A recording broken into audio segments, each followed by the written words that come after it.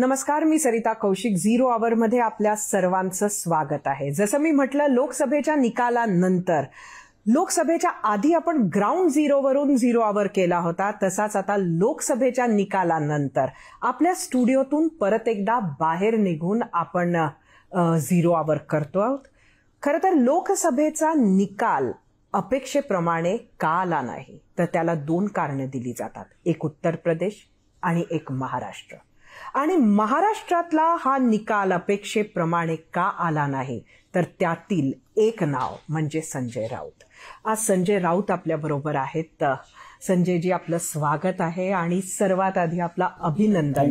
महाविकास आघाडीचा हा निकाल, तुम्हाला तर राजकीय भविष्यकार म्हटलं पाहिजे, कारण तुम्ही 2019 मध्ये म्हटलं होतं की शिवसेनेचाच मुख्यमंत्री होईल आणि झाला. आणि तुम्ही एकटे होतात की जो हा आकडा सांगत होता 30 ते 35 प्रत्येक पत्रकार परिषदेत. कसं काय? हो, कारण मी सातत्यानं हेच सांगत होतो की आता आमचे जे विरोधक होते त्यांचं असं म्हणणं होतं की महाविकास आघाडी 10 जागासुद्धा जिंकणार नाहीत. आमच्यातलेच काही लोक होते, आमचे सहकारी सर्व पक्षात, त्यांनाही तो विश्वास वाटत नव्हता की आपण किती जागा जिंकू. 20-25. पण मला पूर्ण आत्मविश्वास होता की कमीत कमी 30 जागा आम्ही जिंकू. 30 आणि 35 ह्यामध्ये आम्ही राहू. आपण जर आता हा निकाल संपूर्ण पाहिला असेल तर आमची मुंबईतली अमोल कीर्तीकरांची जागा ती जर पकडली, किंवा हातकलंगणीची जागा फार थोड्या मताने आम्ही पराभूत झालो, या काही जागा जर पाहिल्या तर असं वाटतंय की मी जे आकडा सांगत होतो त्या बरोबर होता. आणि जर भारतीय जनता पक्षानं हे जे आमची मतं खाण्यासाठी ज्या काही यंत्रणा उभ्या केल्या, ज्याला तुम्ही सुपारी गँग म्हणता, त्या नसत्या तर आम्ही नक्कीच 38 जागा जिंकलो असतो. पण ठीक आहे, 30चा आकडा हा काय कमी नाही आहे. महाराष्ट्रात 48 पैकी 30 जागा जिंकणं हे फार मोठं यश आहे. आणि ते सुद्धा अत्यंत प्रतिकूल परिस्थितीमध्ये, विषम परिस्थितीमध्ये. महाविकास आघाडीतले 2 प्रमुख पक्ष जे आहेत ते पक्ष पूर्णपणे फोडलेले आहेत. माणसं पळवून नेली आहेत. ती माणसं पळवून आमच्या विरुद्ध उभी केलेली आहेत. या दोन्ही पक्षाचं चिन्ह म्हणजे पवार साहेबांचं चिन्ह जे आहे घड्याळ, जे रुजलं आहे 25-30 वर्षापासून, आमचं धनुष्यबाण 40 वर्षापासूनचं, ही चिन्ह आम्ही गमावून सुद्धा लढलो. कारण ही निवडणूक आमच्या वतीनं लोकांनी लढवली हे मी असं पाहत होतो. लोकांच्या मनात चीड होती. तुम्ही भारतीय जनता पक्षाचे लोक किंवा हे शिंदे गट असेल किंवा अजित पवार असेल, ते काही म्हणा. बारामतीच्या बाबतीमध्ये तुम्ही म्हणाल की बारामती हा आमच्या सगळ्यांच्या अस्मितेची लढाई होती, ती काय फक्त शरद पवारांची नव्हती. आणि तुम्ही पाहिलं असेल की सुप्रिया सुळे 1.5 लाख मताने जिंकतील याची बहुतेक त्यांनाही खात्री नसावी. आणि त्या साधारण तेवढ्या मताने जिंकल्यात. लोकांची नस, लोकांच्या मनात काय आहे हे आपल्याला समजून घेणं गरजेचं असतं. आणि भविष्यामध्ये सुद्धा किंवा त्याच्या आधी सुद्धा या देशातलं राजकारण हे लोकांनी वळवलेलं आहे. तुम्ही किती भाषणं करा, तुम्ही किती मोठ्या सभा करा, लोकांचा प्रतिसाद तुम्हाला जरी समोर दिसला तरी प्रत्यक्ष लोक मतदानाला उतरताना वेगळा विचार करतात. दुर्दैवानं आमचं असं झालं आहे की मी आता माहिती घेताना मला दिसतंय की अनेक मोठ्या संख्येनं मतदारांनी धनुष्यबाणाला मतदान केलं, शिवसेना समजून. ते आत्ता सांगतात आम्ही तुम्हाला मतदान केलं, धनुष्यबाणाला मतदान केलं. ते अजूनही रुजलं नाहीये, म्हणजे नवीन थोडा वेळ कमी मिळाला आम्हाला. आणि सुशिक्षित मतदारच जास्त अशा प्रकारे मतदान करतात. ग्रामीण भागामध्ये मी पाहिलं की आदिवासी पाड्यांवर वगैरे मशालीला लोकांनी मोठ्या प्रमाणात मतदान केलं. तुम्हाला वाटतं मुंबईत त्याचा परिणाम झाला? नक्कीच झालाय. मुंबईत झाला, शहरी भागात झाला. आदिवासी भाग, इगतपुरी सारख्या आदिवासी भागामध्ये आदिवासी महिलांनी किंवा पुरुषांनी रांगा लावून मशालीला मतदान केलं आणि जेव्हा त्यांना मशाल कुठे दिसत नव्हती तेव्हा ते निवडणूक अधिकाऱ्यांना विचारायची ड्युटी कुठे आहे, म्हणजे मशाल. म्हणजे अशा पद्धतीनं हा जो बदल आहे महाराष्ट्रातल्या राजकारणाचा तो आदिवासी पाड्यांवर पोचला. पण अनेकदा हे आपण शहरी सुशिक्षित जो मतदार त्यांच्यापर्यंत पोचत नाही. या संपूर्णच्यात तुम्हाला काय वाटतं की कुठं महायुती चुकली? म्हणजे सरकार त्यांचं होतं केंद्रात, सरकार इथेही आहे आणि अशा याच्यामध्ये ते 3 एकत्र आले, त्यांच्याकडे पक्षाचं नाव आलं, त्यांच्याकडे चिन्ह आलं. मग काय नक्की त्यांचं चुकलं? बघा, त्यांचं मी चुकलं असं म्हणता येणार नाही, पण असं आहे की ज्या पद्धतीनं या महाराष्ट्राची एक परंपरा आहे, महाराष्ट्राला फार मोठी एक राजकीय सांस्कृतिक परंपरा आहे. महाराष्ट्राचं राजकारण सभ्य आहे. आम्ही एकमेकाशी भांडू, वाद करू, निवडणुकात पराभूत करू, पण आम्ही अशा पद्धतीनं जे राजकारण गेल्या 10 वर्षात झालं असं राजकारण या राज्यात कधीच कोणी केलं नाही. सुडाचं, बदल्याचं, पोलिसी बळाचा वापर करून केंद्रामध्ये सत्ता आहे म्हणून ईडी, सीबीआय, इन्कम टॅक्स सारख्या यंत्रणांचा वापर करून आपल्या राजकीय विरोधकांना, त्यांच्या कुटुंबियांना पूर्णपणे खतम करायचं हे राक्षसी राजकारण आहे. हे राक्षसी राजकारण, हा शब्द एकच आहे, राक्षसी राजकारण आहे. हे या राज्यात कधीच झालं नाही. हे राज्य आजही संस्कार आणि त्याला आपण एक सभ्यता म्हणतो त्यासाठी ओळखलं जातं. धमक्या देणं, खोटे पुरावे उभे करणं, एकमेकाच्या विरुद्ध माणसं उभी करणं, पक्ष फोडणं. पक्ष फोडायला हरकत नाही. यापूर्वी पक्ष फुटले आहेत. काँग्रेस पक्ष फुटला, का पक्ष निर्माण झाला, कम्युनिस्ट पक्ष फुटलेला आहे. शिवसेनेतून सुद्धा अनेक लोक निघून गेलेले आहेत आमदार घेऊन. बरोबर आहे. शरद पवार सुद्धा फुटलेले आहे. बरोबर आहे. त्यांना पक्षातून काढलेलं आहे. जे पक्षातून बाहेर पडले आहेत त्यांनी नक्कीच त्यांचा वेगळी चूल मांडायला हरकत नाही. पण अमित शहा आणि नरेंद्र मोदी यांचं राजकारण कसं आहे की तुम्हाला पूर्ण नष्ट करायचे, तुमचे पक्ष संपवायचे. तू 40 आमदार घेऊन ये, पक्षच तुला देतो. हे काय आहे? बाळासाहेब ठाकरेंचा पक्ष कोणा एऱ्यागैऱ्याचा होऊ शकेल का? शरद पवार हे हयात आहेत.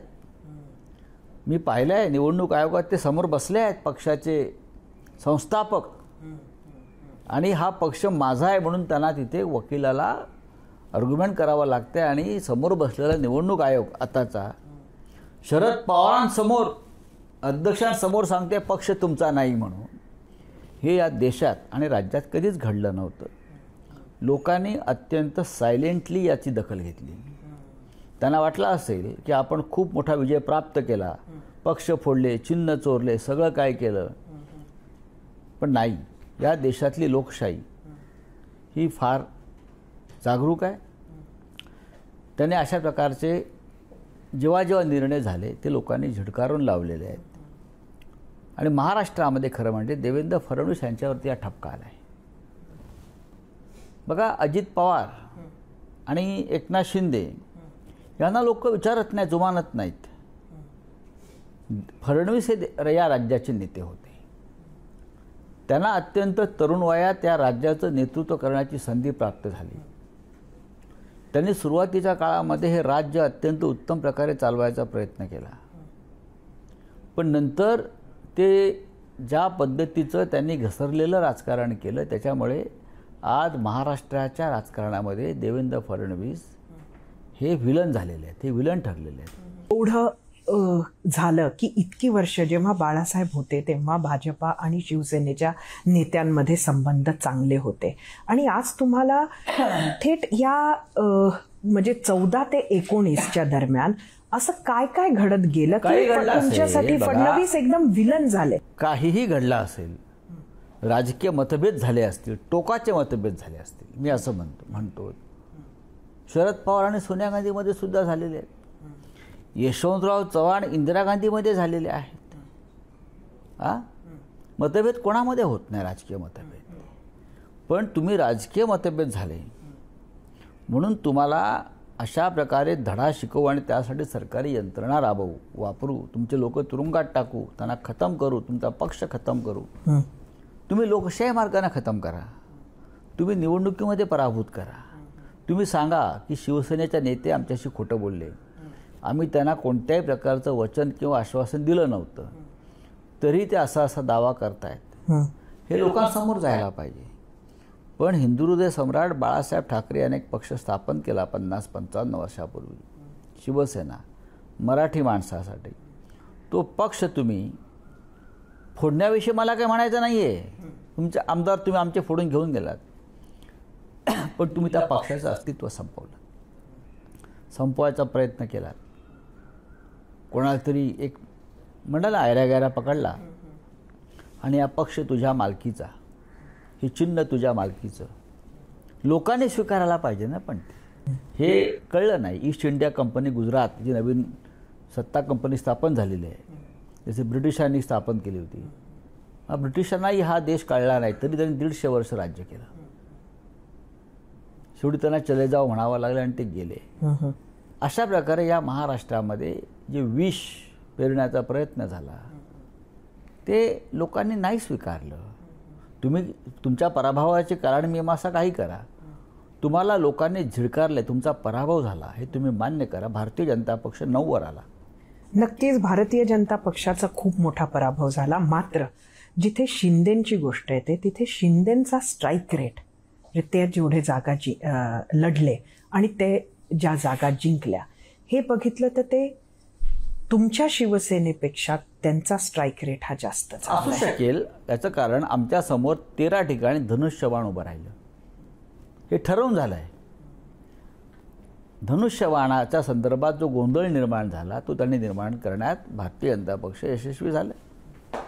पूर्णपणे यंत्रणा, पोलीस आणि प्रशासकीय यंत्रणा निवडणुकीची त्याचा ताबा घेण्यात आला आणि जवळजवळ बहुतेक मतदारसंघामध्ये सरासरी 50 ते 75 कोटी रुपये खर्च केले, मतं विकत घेतली.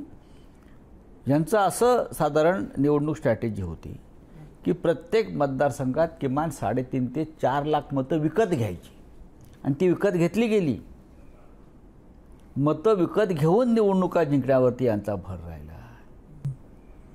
विजय विकत घ्यायचा हे एक नवीन स्ट्रॅटेजी भारतीय जनता पक्षाच्या काळात निर्माण झाली. विकत घ्यायचं, बहुमत विकत घ्यायचं, व्हिक्टरी विकत घ्यायची, मतदार विकत घ्यायचा, हे जे नवीन षडयंत्र म्हणा किंवा हे नवीन एक प्रकारचं राजकारणामध्ये विष निर्माण करण्याचं काम गेल्या 10 वर्षात झालं आणि ते या महाराष्ट्राला आणि देशाला खड्ड्यात घालणार आहे. महाराष्ट्रामधल्या अनेक मतदारसंघामध्ये सरळ लाखो मतं विकत घेण्याचा उपक्रम या लोकांनी केला. स्वतः मुख्यमंत्री 4-4, 5-5 दिवस एका मतदारसंघामध्ये उपस्थित होते. नाशिकला हेलिकॉप्टरमधून पैशाच्या बॅगा उतरताना आम्ही ट्विट केलेत. बरं का, आरोप राहिलाय, आरोप नाही, सत्य आहे. बरे, ज्या पद्धतीनं अशा जड बॅगा सुरक्षा रक्षक त्यांचे उतरत आहेत ते काय कपड्याच्या बॅगा होत्या का? पण हे फक्त शिवसेना विरुद्ध शिवसेना जिथे होती तिथे असं झालंय का? कारण शेवटी शरद पवारांच्या राष्ट्रवादी काँग्रेसचा स्ट्राईक रेट हा सगळ्या पक्षांमधला. त्याबद्दल मी आधी म्हणालो होतो की त्यांचा स्ट्राईक रेट चांगला राहील. त्यांनी मोजक्या 10 जागा घेतल्या, त्या लढल्या. आम्ही 21 जागा लढलो. आम्हाला त्याचं काय वैषम्य वाटत नाही. आमच्या अनेक जागा जर आपण पाहिला असेल तर थोडा फरकाने आम्ही हरलो. शिवसेनेला हरवण्यासाठी सगळ्यात जास्त ताकद लावण्यात आली, तेवढी काँग्रेस आणि राष्ट्रवादीला हरवण्यात नाही लावली. उद्धव ठाकरे आणि शिवसेना यांना खतम करण्यासाठी शिंदे, फडणवीस, मोदी, शहा यांनी संपूर्ण ताकद लावली फक्त उद्धव ठाकरे आणि शिवसेना खतम करण्यासाठी. सगळ्यात बाबतीत ती ताकद लावली. आता पहा ना, मुंबईतला अमोल कीर्तीकरांचा उत्तर पश्चिम मधला जो पराभव, 48 मतांचा पराभव, आमचा विजय सरळ ती चोरी आहे. आमचा विजय चोरला. 2700 मतांनी कीर्तीकरांना विजयी म्हणून घोषित केलं ना. 2700 मतांनी. रिकाउंटिंगमध्ये ती मतं 500 वर आली असं एक गृहीत धरून तरी दबाव येत राहिल्यावरती रिजेक्टेड बॅलेट होट्स, रिजेक्टेड पोस्टल होट्स हे मोजून जबरदस्तीनं समोरच्या उमेदवाराला विजयी घोषित केलं. त्याचं सीसीटीव्ही फुटेज मिळत नाही, काय नक्की परिस्थिती आहे? सीसीटीव्ही फुटेज मिळत नाही आहेत. का मिळत नाही? जबाबदारी कोणाची आहे? जर सीसीटीव्ही फुटेज चोरीला गेला याचा अर्थ तुम्ही तो विजय चोरला आहे. हातकणंगलेमध्ये सुद्धा त्याच पद्धतीनं झालं. काही ठिकाणी म्हटलं की आमची मतं खाण्यासाठी उमेदवार उभे केले. बुलढाण्यामध्ये तसंच झालेलं आहे. फडणवीसांनी माणसं उभी केली आणि त्यांना चालवलं. शिवसेनेची मतं खा, कोणी 2 लाख खाल्ली, कोणी 1 लाख खाल्ली, ते आमची मत आहे. हातकणंगलेमध्ये वंचितच्या उमेदवारानं मतं खाल्ली, पण त्यांना आनंद आहे की आम्ही मतं खाल्ल्याने उमेदवार पाडला. हा काही लोकांना खूप आसुरी आनंद असतो. काय ते म्हणजे राज ठाकरे त्यांनाही आनंद असतो. उमेदवार पाडले, अरे तुम्ही स्वतः जिंका ना. तुम्ही स्वतः उभं राहून का जिंकत नाहीत? तुम्हाला पाडण्यात का आनंद आहे? तुमचे पक्ष इतके जुने आहेत ना, तुम्ही 25-25 वर्ष झाले म्हणून वर्धापन दिन साजरे करता. कोणी डॉक्टर आंबेडकरांचं नाव घेतं, आम्ही पण घेतो ना. आम्ही संविधान वाचवायची लढाई लढलेलो आहोत. अशा वेळेला तुम्ही एकत्र येऊन हा देश वाचवण्यासाठी मतभेद विसरून एकत्र आलं पाहिजे. पण तुम्हाला ही विकृती आहे, पाडण्यात मजा येते. चालत तरीसुद्धा आम्ही जिंकलो 30 जागा. 4ही बाजूने आमची कोंडी करूनसुद्धा महाविकास आघाडी 30 जागांवरती विजयी झाली आणि आमच्या 4 ते 5 जागा अत्यंत थोड्या मतांना आम्ही पराभूत झालो. असत्य नॅरेटिव्ह असं मोहन भागवतही म्हणाले आणि या नॅरेटिव्हबद्दल म्हणजे नॅरेटिव्ह यशस्वी झाला पण तो असत्य होता असा आरोपही तुमच्यावर. नॅरेटिव्ह विषयी म्हणतात संविधानाचा नॅरेटिव्ह तो सत्यच आहे. मुळात 10 वर्षामध्ये या देशामध्ये रोज संविधानाची हत्या झालेली आहे. ज्या प्रकारे केंद्रीय तपास यंत्रणांचा दुरुपयोग होतोय तो सरळ सरळ घटना आणि कायद्याचा दुरुपयोग आहे. ज्या प्रकारे या लोकशाहीमध्ये विरोधी पक्षाचा आवाज दाबला जातोय, दडपला जातोय, ही संविधानाचीच हत्या आहे. यापेक्षा वेगळं नॅरेटिव्ह काय पाहिजे? मग हे नॅरेटिव्ह होत असताना मोहनराव भागवत गप्प का बसले? त्यांनी आवाज का उठवला नाही की आपल्या राजकीय विरोधकांशी अशा क्रूर पद्धतीनं वागणं, सुडानं वागणं बरं काही संविधानाच्या विरोधी आहे असं जर मोहनराव भागवत तेव्हा बोलले असते तर आज त्यांचा बोलण्याला काही अर्थ राहिला असता. आता संविधान 400 पार कशा करता आम्हाला हवं आहे? तर आम्हाला एक नवीन संविधान निर्माण करायचं आहे आणि आंबेडकरांचं संविधान खतम करायचं आहे. आम्ही बोललो नाही. फैजाबादचे खासदार लल्लूसिंग बोलले, म्हणजे अयोध्येचे खासदार ज्योती मिर्झा तेच बोलल्या ना. हे तुमचेच खासदार आहेत, हे तुमचेच नेते आहेत, हे आमचे नाहीत. त्याच्यामुळे हे जे नॅरेटिव्ह जे आहे तुम्ही म्हणताय त्याला बळकटी मिळाली आणि या देशाचं संविधान तुम्ही आता काल तुमची जेव्हा नव्याने निवड झाली तेव्हा हे संविधान डोक्याला वगैरे लावलं तुम्ही जेव्हा प्रथम मोदी संसदेमध्ये आले पहिल्या दिवशी 10 वर्षापूर्वी तेव्हा संसदेच्या पायरीवर डोकं ठेवलं. फार मोठं एक नाट्य त्याने घडवलं. पण त्या संसदेतून एकाच दिवशी 150 खासदार त्यांनी निलंबित केले शेतकऱ्यांचे प्रश्न मांडल्याबद्दल. हे काय संसदीय लोकशाही आणि संविधानाची बूज राखणारं कर्तव्य त्यांनी केलं का? अजिबात केलं नाही. 150 खासदार एकाच दिवशी तुम्ही निलंबित करता कारण त्यांनी तुम्हाला प्रश्न विचारले, जाब विचारला तुमच्या कृत्याचा. हे कसं काय होऊ शकेल? मोहनराव भागवत आज बोलतायत, हे जर तेव्हा बोलले असते 150 खासदार निलंबित केल्यावर त्यांनी मोदींना प्रश्न विचारले असते तर नक्कीच आम्ही नागपुरामध्ये जाऊन मोहन भागवतांच्या चरणावर डोकं ठेवलं असतं. खरं तर आपण नाना पटोलेंकडे येऊया कारण ते तुमचे अलायन्स पार्टनर आहेत आणि सातत्यानं ते जेव्हापासून हे निकाल लागले तेव्हापासून काँग्रेस हा मोठा भाऊ आहे अशा पद्धतीचं ते बोलत आले आहेत आणि काँग्रेसला मेरिटवर जागा मिळाव्या असंही ते म्हणतात आहेत. एक्झॅक्टली या गोष्टीला आपण कसं इंटरप्रेट करताय? त्याला इंटरप्रेट करण्याची गरज नाही. काँग्रेस पक्षामध्ये पक्षाध्यक्ष बदलतच असतात. कोणी इथे अमरपट्टा घेऊन आलेलं नाही आहे बरं का. आता आज नाना पटोले उद्या नसतील, नवीन अध्यक्ष असतील. त्याच्यामुळे केंद्रीय अध्यक्ष जे आहेत, राहुलजी असतील, प्रियांका असतील, खरगे साहेब असतील, आम्ही त्यांच्याशी चर्चा करतो. आमच्या ज्या अनेक घडामोडी किंवा विषय असतात, या राज्याचे प्रभारी रमेश चेन्निथला आहेत, त्यांच्याशी चर्चा करतो आम्ही. आणि असा कोणता DNA रिपोर्ट कोणाकडे असतो का, लहान भाऊ मोठा भाऊ? असा DNA रिपोर्ट जसा तिकडे ब्लड सॅम्पल बदललं गेलं पुण्यातल्या एका अपघातात, तसं काय ब्लड सॅम्पल वगैरे यांच्याकडे आणि त्याने ते बदललं का कोणाचं का? आम्ही मोठे भाऊ आहेत बघा, आमचं ब्लड सॅम्पल आहे. महाविकास आघाडी म्हणून आम्ही निवडणुका लढलो. प्रत्येकानं एकमेकाला मदत केली म्हणून आम्ही निवडणुका जिंकू शकलो. कोण किती जिंकला यापेक्षा नरेंद्र मोदींच्या जागा कमी केल्या महाराष्ट्रानं, ही आमची भूमिका आहे. आम्ही 9 जिंकलो, पण तुमच्या आताचा आकडा आणण्यासाठी आम्ही सुद्धा आमच्या शिवसैनिकांनी जीवाचं रान केलेलं आहे. पवार साहेबांच्या उमेदवारासाठी आम्ही सभा घेतल्या, आम्ही आमच्या कार्यकर्त्यांना कामाला लावलं. शिवसेनेनं सगळ्यात जास्त सभा बारामतीमध्ये घेतल्या आहे, हे तुमच्या माहितीसाठी सांगतो. आदित्य ठाकरे असतील, मी स्वतः असेन, माननीय उद्धव ठाकरे साहेब असतील, सुषमा अंधारे असतील, भास्कर जाधव, प्रत्येकाने अख्खी बारामती पिंजून काढली. कारण हा आमची अस्मितेची लढाई आहे. बारामतीमध्ये येऊन 2 बाहेरचे लोक शरद पवार साहेबांचा पराभव करण्याची भाषा करतात, हे महाराष्ट्राला मान्य नाही बरं. आणि काँग्रेसनं महाराष्ट्रात जागा जिंकणं गरजेचंच होतं. 1 जागा होती त्यांची, ती सुद्धा आम्हीच उमेदवार दिला होता. 13 जिंकले. आम्हाला आनंद आहे, आमच्या पोटात अजिबात दुखत नाही. किंबहुना राहुल गांधींनी प्रधानमंत्री व्हावं म्हणून आमची लढाई होती. राहुल गांधींनी या देशाचं नेतृत्व करावं. आज काँग्रेस पक्षाने 100चा आकडा पार केला, याचा सगळ्यात जास्त आनंद आम्हाला आहे. आज मोदींसमोर प्रथमच विरोधी पक्ष नेता असेल काँग्रेसचा, ह्याचा आनंद आम्हाला आहे. आम्ही सगळ्यांनी त्यासाठी श्रम केलेले आहेत, संघर्ष केलेला आहे.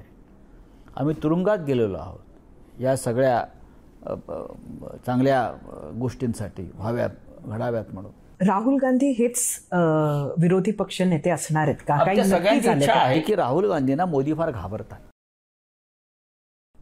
ते काही बोलू द्यात, पण ज्या पद्धतीनं राहुल गांधी यांनी गेल्या 10 वर्षामध्ये मोदींना आव्हान उभं केलं बरं का, आणि आजही राहुल गांधी जर उभे राहिले तर मोदी त्यांच्यासमोर टिकणार नाही. ठीक आहे, तुम्ही जागा जिंकल्यात, तुम्हाला बहुमत त्यांनी मिळू नाही दिलं, तुम्ही 405चा नारा दिलात नाही, तुम्ही स्वबळावर NDA 272 जागा बहुमताचा आकडा निर्माण नाही करू शकले, आणि भारतीय जनता पक्ष तर 250 सुद्धा पार करू शकलं नाही. ज्या जागांच्या तुम्ही चोऱ्या माऱ्या आणि लुटमार केलेली आहे, बिहार असेल, महाराष्ट्र असेल, उत्तर प्रदेश, तुमच्या जवळजवळ 28 जागा या 100 ते 500 मताच्या फरकानं जिंकलेल्या आहेत. तुम्हाला जर ओरिसाने मदत केली नसती तर तुम्ही घरीच बसला असतात किंवा विरोधी पक्ष नेते झाला असतात. संजयजी, इंडिया आघाडीचे एकूण मतं जेवढी आहेत त्याहून जास्त एकट्या भाजपला मत आहे, तरीही हा आनंद का? आम्हाला कुठे, आम्ही कुठे त्याच्याविषयी का आकडे वगैरे करू. भाजपला बघा, भाजप मोठा पक्ष आहे, भाजप 10 वर्ष सत्तेमध्ये आहे, भाजपच्या हातात संपूर्ण यंत्रणा आहे, भाजपच्या मागे आर्थिक सत्ता फार मोठी आहे. मोठे मोठे उद्योगपती त्यांना टेम्पोने पैसे देतात असं स्वतः नरेंद्र मोदीच म्हणतात.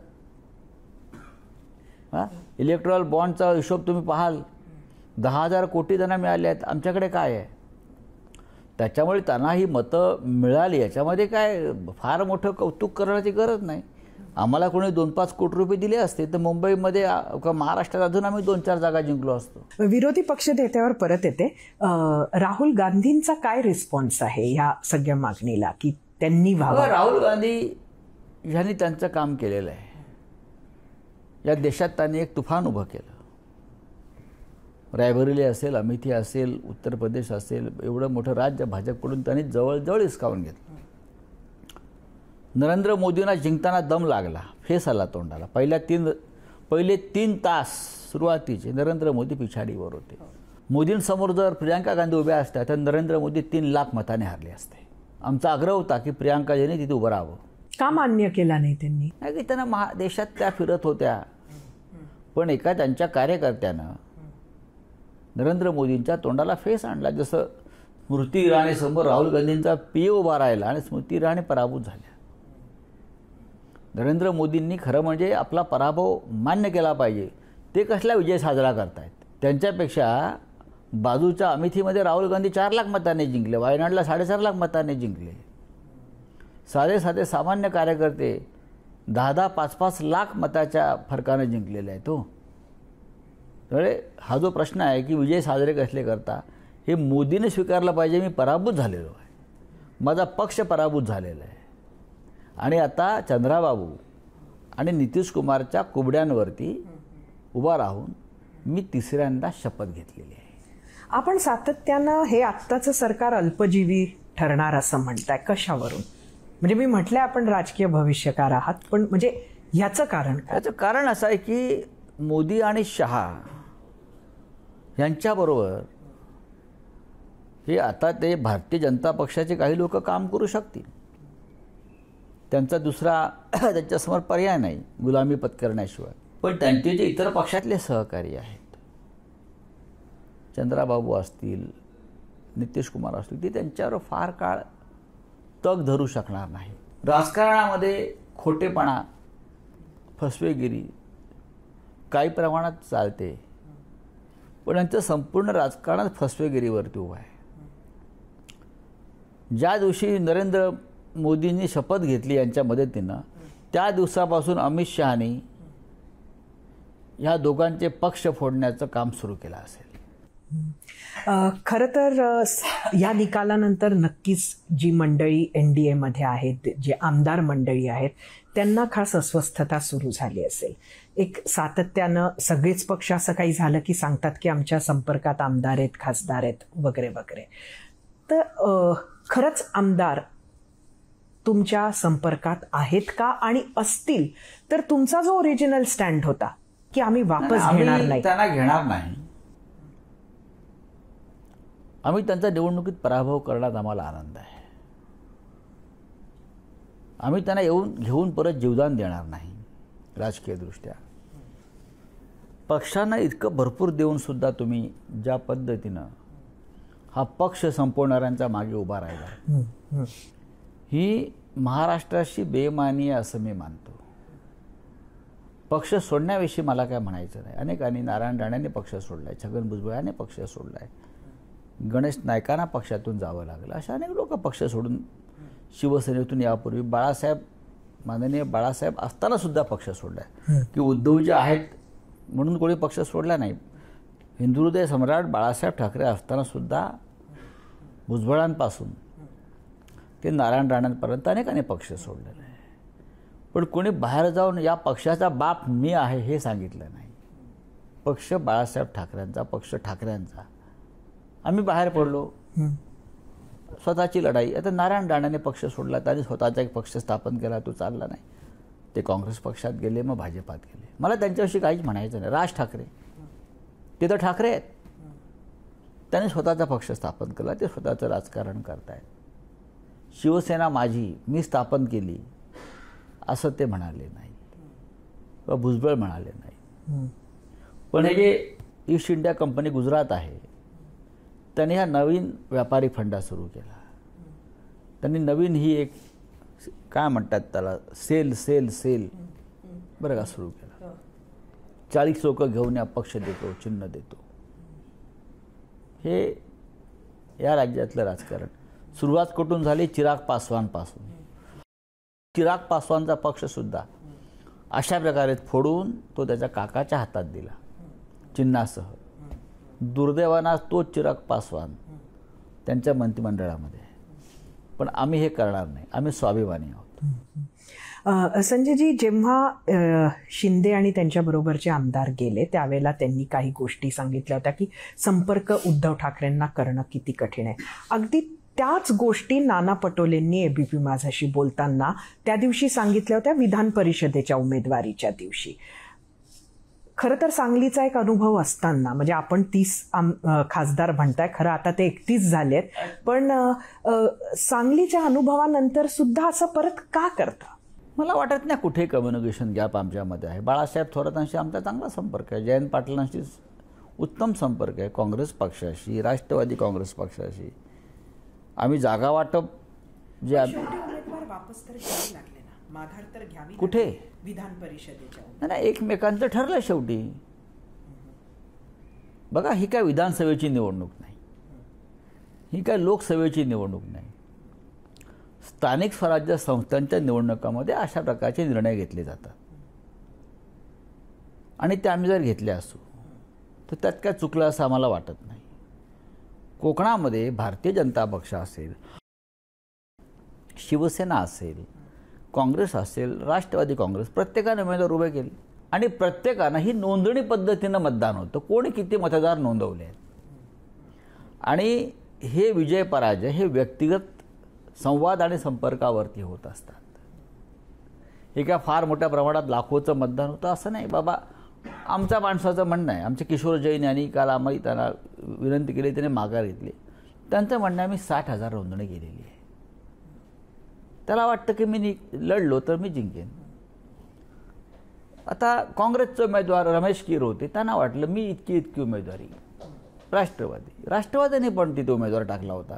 तुम्ही मग असं का म्हणत नाही की राष्ट्रवादी आणि काँग्रेसमध्ये विसंवाद आहे? उमेदवार त्यानेही टाकला होता ना. शिवसेना कोकणामध्ये शिवसेनेची एक ताकद आहे, एक यंत्रणा आहे आणि ती काम करत असते. आता नाना पटोले किंवा काँग्रेसनं आम्हाला विचारून उमेदवार टाकला नव्हता, पण तरी आम्हाला असं वाटलं की विसंवाद नसावा. मग काल माननीय उद्धव साहेबांशी चर्चा करून दिल्लीमध्ये जे काँग्रेसचे प्रमुख नेते आहेत, वेणुगोपालजी असतील, रमेश चेन्थिला असतील, त्यांच्याशी आम्ही चर्चा करून हा निर्णय घेतला की बाबा ठीक आहे, त्यांनी विनंती केली की कोकणची जागा तुम्ही जर आम्हाला मदत केली तर बरं होईल. आम्ही म्हटलं ठीक आहे. मग त्यानुसार त्यांनी नाशिकमधून उमेदवार मागे घेतला काँग्रेस पक्षानं, आम्ही कोकणातून घेतला. पण विधान परिषदेत चर्चा कधीपासून सुरू करणार आणि असं काही होऊ नये यासाठी काही होणार नाही? लोकसभेत झालं का? बघा, सांगलीसारखं घडलं नाही. सांगलीमध्ये घडलं म्हणून का नुकसान झालं का? तिथे भाजपचा उमेदवार जिंकला का? नाही. ठीक आहे, इतक्या मोठ्या देशामध्ये एखाद्या जागेवरती असं होऊ शकतं. भाजप बरोबर आम्ही असताना सुद्धा असे प्रकार घडलेले आहेत. सांगलीमध्ये काँग्रेस पक्षानं आणि राष्ट्रवादी काँग्रेस पक्षानं इमानदारीनं काम केलं असतं तर नक्कीच आमचे चंद्रकांत पाटील जिंकले असते. पण तुम्ही ठरवलं असेल की आम्हाला आमच्या उमेदवाराला तिथे किंवा शिवसेनेला सांगलीमध्ये पाय रोवू द्यायचे नाही. त्यांचे काही राजकीय आखाडे असतील की ते शिवसेना आली तर बऱ्याच गोष्टी भविष्यामध्ये वेगळ्या घडतील. त्यांनी घेतला निर्णय, त्यांनी काम केलं नाही, आमचा उमेदवार पडला. ठीक आहे, आम्ही लक्षात ठेवू. प्रत्येकाचे दिवस येतात प्रत्येक राजकारणामध्ये प्रत्येकाचे दिवस येत असतात. त्याच्यामुळे विधानसभेला तुम्ही म्हणाल जागा वाटप, अजिबात काही अडचण नाही आमच्यामध्ये. आमची चर्चा सुरू झाली आहे. हो, आम्ही जागा वाटपासंदर्भात 3 पक्षामध्ये अगदी व्यवस्थित संवाद आहे आणि चर्चा सुरू झालेली आहे. अजित पवारांबरोबर नक्की काय होतंय असं तुम्हाला वाटतंय? ते काय एकटे पडलेत? अजित पवार हे का फार मोठे नेते नाहीत. एकनाथ शिंदे हे काय नेते नाहीत. या राज्याचं नेतृत्व करण्याची क्षमता आणि धमक या दोघांमध्येही नाही. मोदी आणि शहानी ठरवलं म्हणून ते आज नेते झाले. शरद पवार साहेबांनी ठरवलं म्हणून अजित पवार नेते झाले. उद्धव ठाकरे आणि बाळासाहेबांनी ठरवलं म्हणून तेव्हा शिंदे नेते झाले. ही काय लोकनेते नाहीत. मग पैशाची ताकद आणि लोकांना लागलेली राजकारणात पैशाची चटक ही यांना माहीत असल्यामुळे पैशातून सत्ता, सत्तेतून पैसा, त्यात पैशातून परत सत्ता, याचं उत्तम गणित या दोघांना, तिघांना आणि भाजपला जमलेलं आहे. जोपर्यंत ते चक्र चालू आहे तोपर्यंत हे महाराष्ट्राच्या राजकारणात राहतील. आजच मनसेची बैठक झाली आणि एक जी बातमी आमच्याकडे बाहेर येते ती ही आहे की राज ठाकरेंचं असं म्हणणं होतं आपल्या कार्यकर्त्यांना, नेत्यांना, की मराठी माणसाचं मत हे शिवसेनेला गेलेलं नाही आहे. म्हणजे उद्धव ठाकरे यांच्याकडे 200 जागांची तयारी ते करत आहेत. कसं बघता ह्याच्या? 400 जागा लढाव्यात. जुना पक्ष आहे त्यांचा. खरं म्हणजे त्यांनी दुसऱ्यांच्या पखाल्या वाहण्यापेक्षा एकदा स्वतः लढावं ना, काय हरकत नाही. यापूर्वी त्यांनी अनेक वर्ष त्यांचा एक कलमी कार्यक्रम आहे शिवसेनेचे उमेदवार पाडण्यासाठी शिवसेनेच्या शत्रूशी किंवा महाराष्ट्राच्या शत्रूशी हात मिळवणी करणं, हा काही लोकांचा एक कलमी कार्यक्रम आहे. आणि त्याच्यामध्ये राज ठाकरे हे सहभागी होतात. हे दुर्दैव आहे. शिवसेनेला मराठी माणसाची मतं मिळाली नाहीत. मग कोणाला मिळाली? मोदींना मिळाली का शहांना मिळाली? ज्या मोदी शहांना मी महाराष्ट्रात पाय ठेवू देणार नाही, त्यांच्या पालख्या तुम्ही या निवडणुकीत व्हायला का? तर मोदी शहा या राज्याचे आणि मराठी माणसाचे दुश्मन असे राज ठाकरे म्हणाले होते. हे ते विसरले का? मराठी मतं मिळाली नाहीत. मग कोणाची मतं मिळाली? 9 खासदार निवडून आलेले लाखो मतं या महाराष्ट्रात शिवसेनेला मिळाली. ती कोणाच्या आधारावर मिळाली? मराठवाड्यामध्ये 3 खासदार आमचे जिंकले. ते काय साऊथ आफ्रिकेतून आम्ही लोक आणले का मतदानासाठी, की श्रीलंकेतून आणले? कुठून आणले सांगावं ना त्यांनी. स्पष्ट करावं त्यांनी. विदर्भात आम्ही जागा जिंकलो, मुंबईत जिंकलो. आमचे काही उमेदवार थोड्या मतांना पडले, पण किमान 5.5-6 लाख मतं सरासरी आमच्या उमेदवारांना पडलेली आहेत. कल्याण डोंबिवलीमध्ये वैशाली दरेकर ह्या आमच्या उमेदवार पडल्या, पण त्या परिस्थितीत त्यांना 4 लाख मतं पडली. लोकांनी 4 लाख मतदान केलं. राजन विचारे यांचा ठाण्यात पराभव झाला. 5.5 लाख मतं त्यांनी घेतली. ही का मराठी माणसाची मतं नाही ठाण्यामध्ये? मराठी माणसाचा अपमान करताय तुम्ही. मग कोणाला पडली मराठी माणसाची मतं? तुम्हाला पडली का? नाही, असं नाही आहे. आजही बहुसंख्य मराठी माणूस हा ठामपणे बाळासाहेब ठाकरे यांनी स्थापन केलेल्या शिवसेनेच्याच बरोबर आहे. तुम्ही जर विधानसभानुसार मतदान पाहिलं तर तुम्हाला ते स्पष्ट दिसेल. त्यांच्या पोटात असं दुखतं की या वेळेला इतर धर्माची मतं शिवसेनेला पडली, की त्यांची पोटदुखी आहे का? ते मतदार नाही आहेत का? ते सुद्धा आपल्या देशाचे मुसलमान असतील, ख्रिश्चन असतील, पारशी असतील, अशा अनेक जाती धर्मात, दलित वर्ग असतील, मोठ्या प्रमाणात बुद्धिस्ट असतील. आम्हाला मतदान केलं आहे. उद्धव ठाकरे यांच्या चेहऱ्याकडे बघून हे मतदान झालं असेल तर तुमच्या पोटात दुखण्याचं कारण काय? स्वतंत्र लढणार असे एक विचार सुरू आहे का विधानसभेसाठी? कारण अहवाल नाही.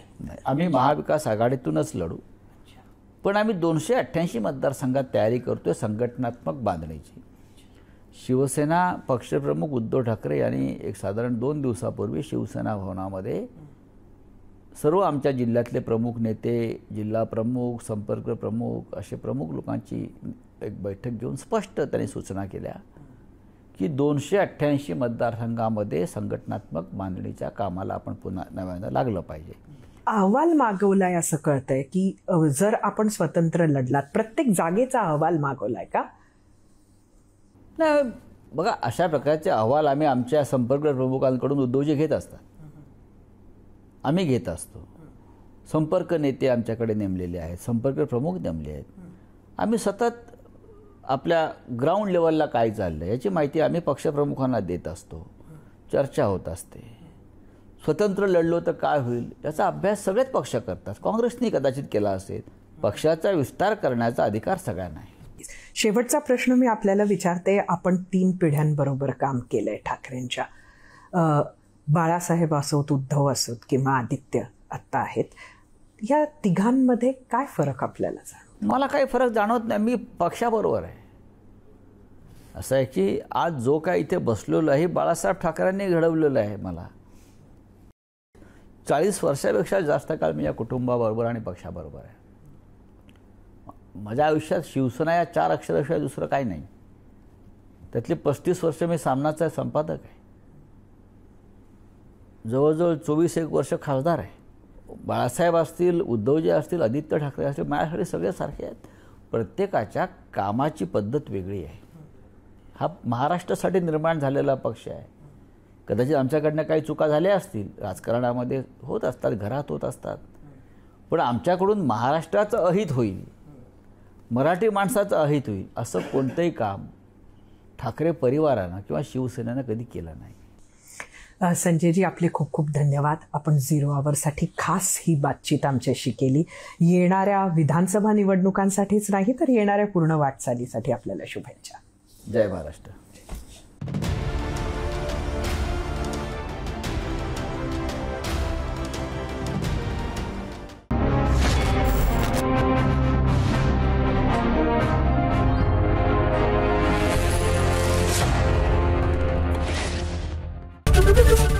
एबीपी माझा, उघडा डोळे बघा नीट.